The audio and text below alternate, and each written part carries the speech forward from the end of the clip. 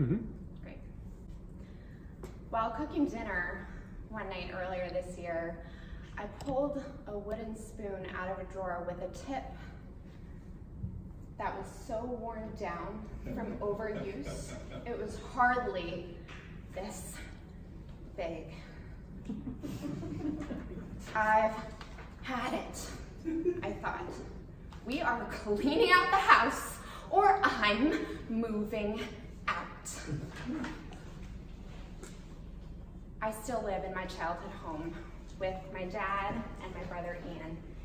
And until about a month ago, our house was jammed with junk.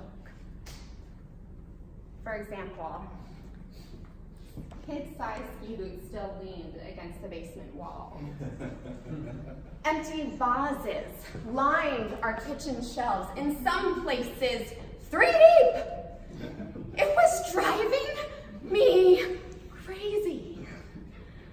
We needed help, professional help, in the form of Marie Kondo, business tycoon and New York Times bestselling author of the book, The Life-Changing Magic of Tidying Up.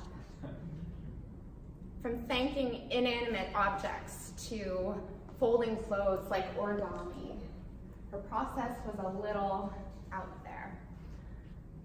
But I wholeheartedly agreed with her base philosophy. Keep only the things that spark joy. This advice was going to guide our family through our big change. And this is the story of how I got Ian and Dad to buy into it, and the 3 lessons it taught me about communicating change. At dinner that same night, I said, guys, doesn't the house feel, cluttered? They nodded, and instead of saying, I have a solution, I made my first big mistake.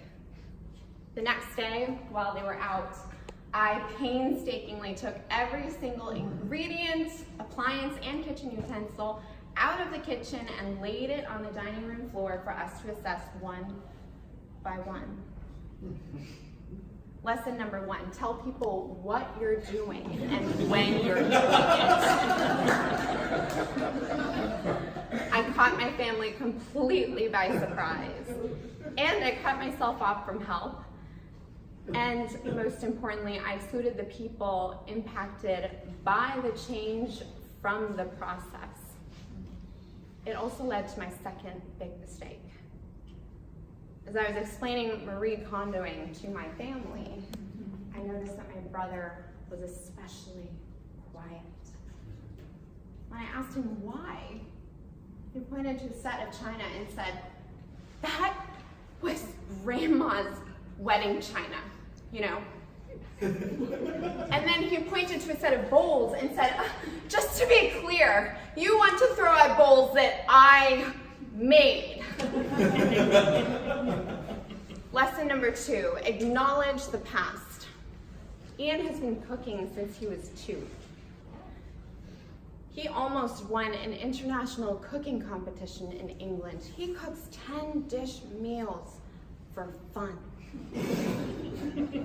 Of course, he would feel strongly about our kitchen items. I should have reassured him and told him he wouldn't throw away anything he felt attached to. Instead, I made a minatory advance and I yelled back. Yelled back and forth until, determined to get the last word, I screamed, this is the process! It works! How do you not understand that? And I stormed out. Why was I so angry?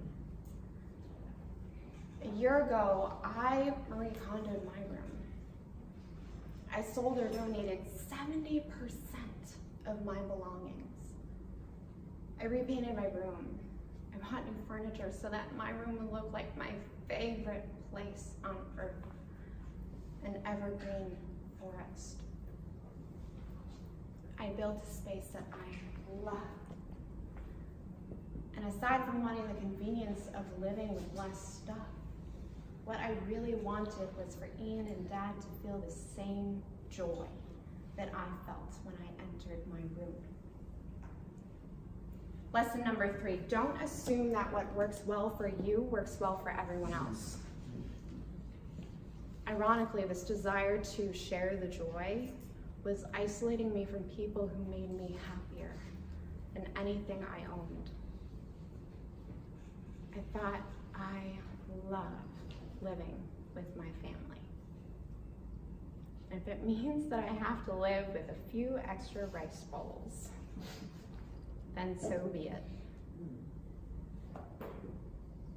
When I rejoined them, I said, guys, I'm so sorry. I handled this so poorly. Is there anything I can do to make it up to you? The next day, we had 15 boxes of stuff ready to go. A few days later, I found a cup in the basement. I didn't care for it, but I knew better than to throw it away. At dinner, I showed it to my family. Do you guys want to keep this? It's okay if you do. My brother shook his head, but my dad said, toss it. I wouldn't want to anger Kristen, Kondo. I rolled my eyes at this super corny dad joke, but between you and me, it totally sparked joy.